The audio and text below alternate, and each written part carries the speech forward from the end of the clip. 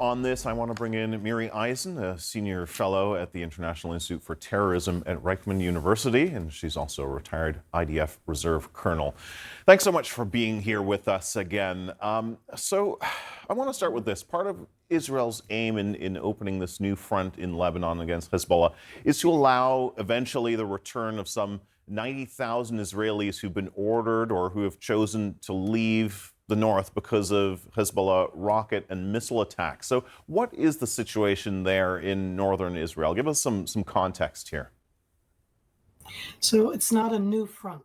Hezbollah started to attack Israel from October 8th, but Hezbollah Radwan forces, and I wish that we would show more some of those Hezbollah clips that they're so, what's the word I'm going to use, proud of, is that they were planning to do an October 7th type attack.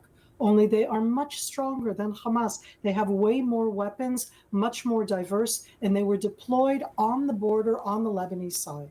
So what the Israeli troops are doing right now is going into the area that the Radwan forces were deployed in. They are Lebanese, they are Shiites. It's in the towns, it's in the villages, it's also subterranean, underground, it's cache of weapons, it's command and control. But what they were doing there was amassing these weapons to do a cross-border, multi-pronged attack against Israel. They didn't do so.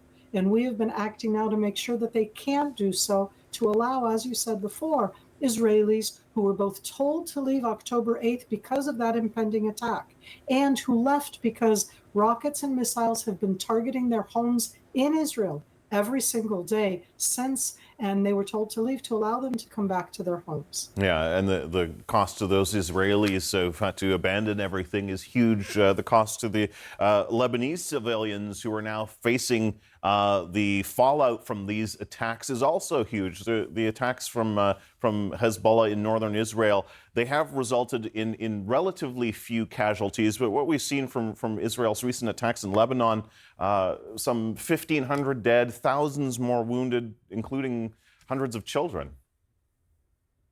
Kim, I'm going to hope in this sense that you'll agree with me that we're not supposed to be penalized for the fact that Hezbollah has fired 10,000 projectiles into Israel, and that we have an air defense system, that we shouldn't be penalized for the fact that we have this protection system, that everybody under it is in an umbrella, and that we have early warning and we're told air defense, and also that Israel has tried as much as we can and consistently to give early warning to all of the civilians. My heart goes out to the civilians, but can we call out Hezbollah, who is building this enormous terror army inside Lebanon, in the towns and villages? What are we supposed to do? Just allow it to be there and have an October 7 type attack? We still have 101 Israeli hostages that are held by Hamas. Hezbollah now would like to do a cross-border attack to take more hostages.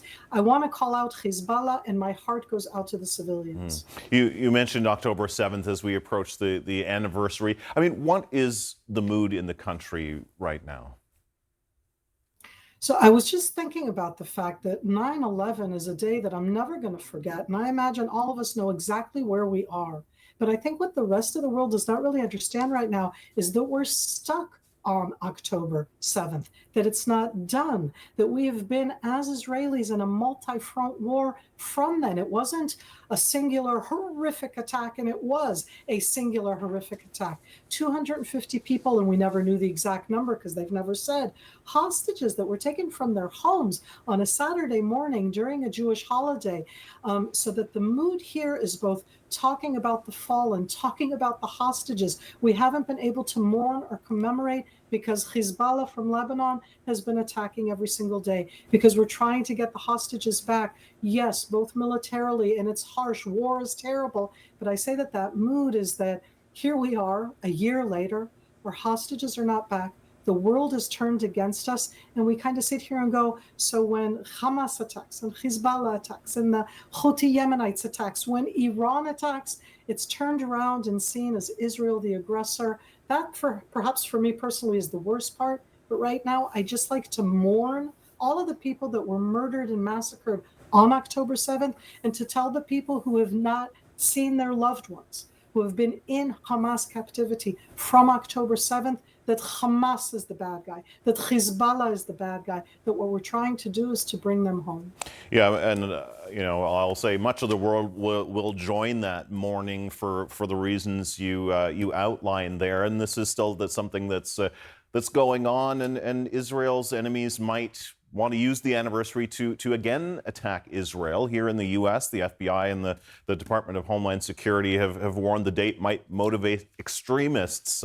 So what level of heightened security is there in Israel, and how nervous are people about the prospect of another high-profile attack?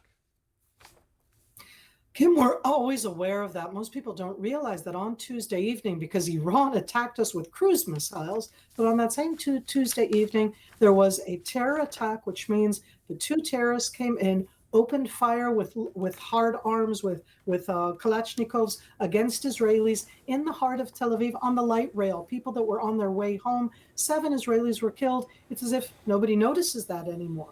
So we're on high alert for those kind of attacks. We're in addition at the end, it's to me the worst part, as you say, they're on high alert. Synagogues worldwide, it's the Day of Atonement this coming weekend, a very important Jewish holiday. We just went through a Jewish holiday, the New Year. The attack that Hamas did in the first place was on a Jewish holiday of Simchat Torah. So what we do is we act as we can in accordance with both the law. We listen to Homeland Security, the Israeli one. We try to keep on living. The best thing for terror is if we stand frozen.